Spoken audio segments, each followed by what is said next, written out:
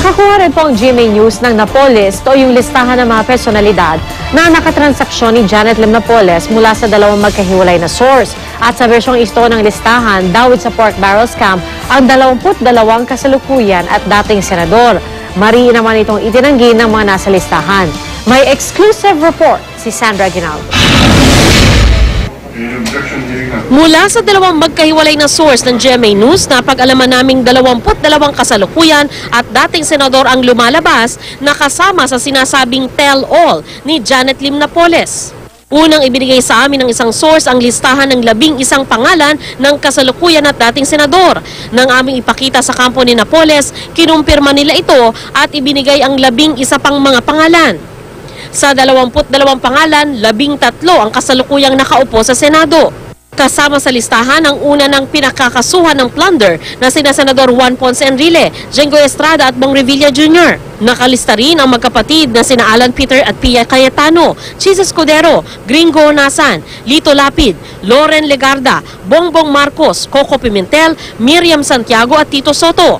Kasama rin ang siyam na dati ng mga senador na sina Edgardo Angara, Joker Arroyo, Robert Barbers, Robert Jaworski, Jun Magsaysay, Tessie Aquino Oreta, Aquilino Pimentel, Ramon Revilla Sr. at Manny Villar. Kung titignan na listahan, ilan sa kanila ang may koneksyon kay Pangulo Aquino, 6 ang kanyang kaalyado. At si dating Senador Aquino Oreta ay tiyahin ng Pangulo. Pero paglilinaw ng source sa kampo ni Napoles, sa 22 pangalan, 16 pa lang daw ang meron silang hawak na ebidensya para suportahan ang sinasabi ni Napoles.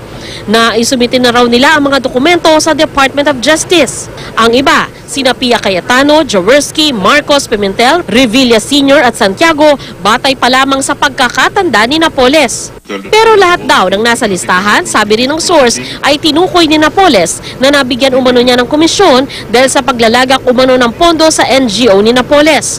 Mula umano ito noong 2004 hanggang sa pagpasok ng kasalukuyang administrasyon. Pero hindi lang pala sa pamamagitan ng pork barrel, kundi pati sa pamamagitan ng congressional insertion. Ito yung ginagawa umano ng mga mambabatas na last minute na pagsisingit sa national budget ng kanilang mga pet projects. Ang ilang senador na nababanggit sa listahan, itinanggi ring nakipagtransaksyon sila kay Napoles.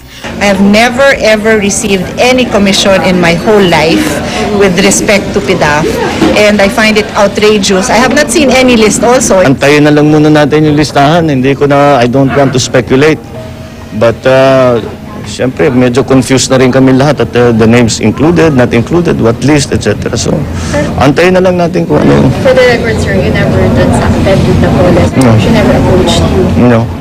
Itinanggi rin ni Senadora Miriam Defensor Santiago na nakipagtransaksyon siya kay Napoles. Giit niya, hindi umano maituturing na ebidensya hanggat walang pirma ang sinasabing listahan. Ayon naman kay dating Senador Jun Magsaysay, nais daw muna niyang makita ang detalye ng mga paratang sa kanya. Nagtabi raw siya ng mga dokumento kaugnay ng mga proyektong pinaglagakan ng kanyang PDAF. Sandra Aguinaldo, GMA News.